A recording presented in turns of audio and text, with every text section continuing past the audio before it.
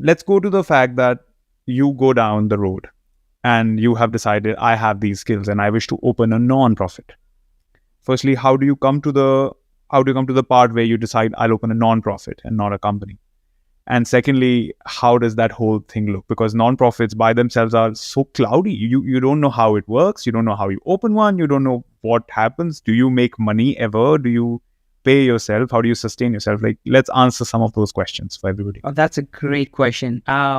So yeah, these are some of the things that I challenge that challenge me as well. So starting a nonprofit opposed to a for-profit business is you understanding that a nonprofit is not your company; it's a community's company. So a company such as Apple, you have ownership in that.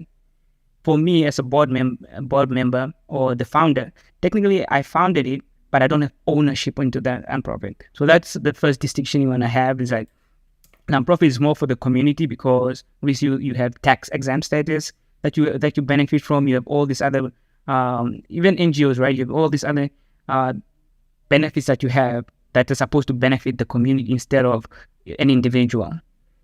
So, and then after that, you want to understand that what's your cause. Well, almost when you guys were talking about Simon, the why aspect and why you're trying to do something. If you understand why, and if that why has a reason why, what's your impact? Where do you? For me, right? I'm from Namibia, so that's how I am related to this problem, and this is where I can understand. Because if you don't have that relations to the problem or to that cause, it's hard for you to be motivated, because you're not truly affected by it. It's one of those you can empathize but not sympathize type of scenarios.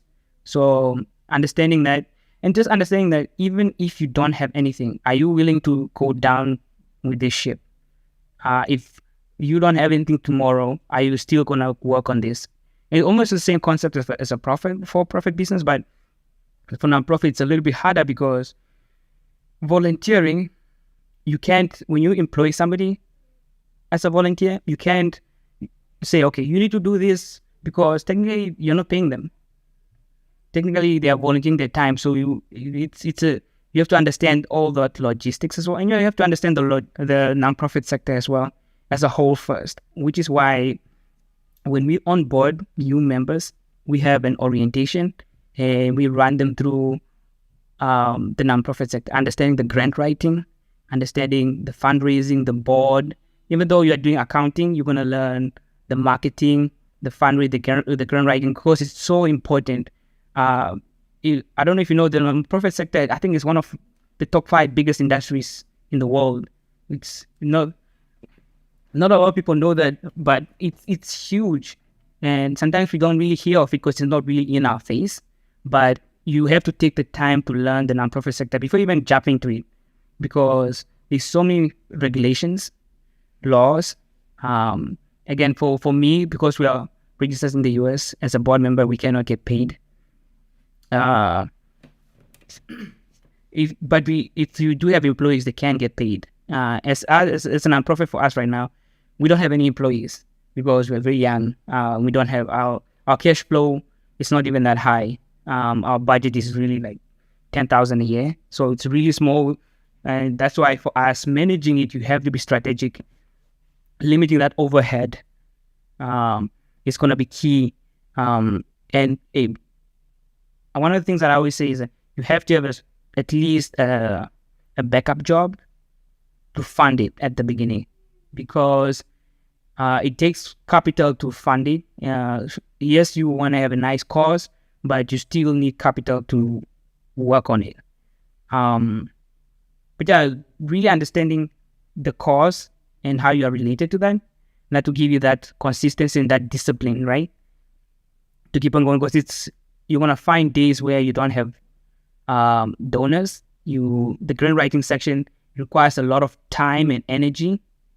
Getting funding is really hard. Getting funding from what you call in-kind donation, individual donation, corporate donations is also hard, because you have to explain to them why and how it benefits them as well. So as long as you have a why and you understand, you can start one. But I always recommend that you learn the nonprofit sector first. To learn that, you can go to it's a site called Nonprofit Ready. They have like small certificates that are free, and they'll give you insights on the nonprofit sector, so you kind of understand it before you dive into it.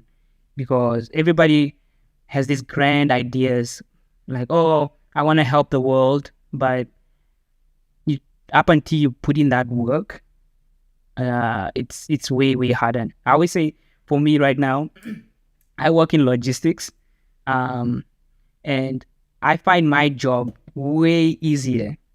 I mean, logistics, but a lot of people find my job hard because I deal with customs, importing to the US. I find that job way easier than the nonprofit sector, just because there's so many nuances, there's so many stuff that you have to do, trying to build something from the ground up is hard. Obviously, you guys understand that in itself, but having that opportunity not to fund, not having a flow of money to pay people, makes it even 100 times harder. So I hope I answered the question. I go on a diatribe sometimes.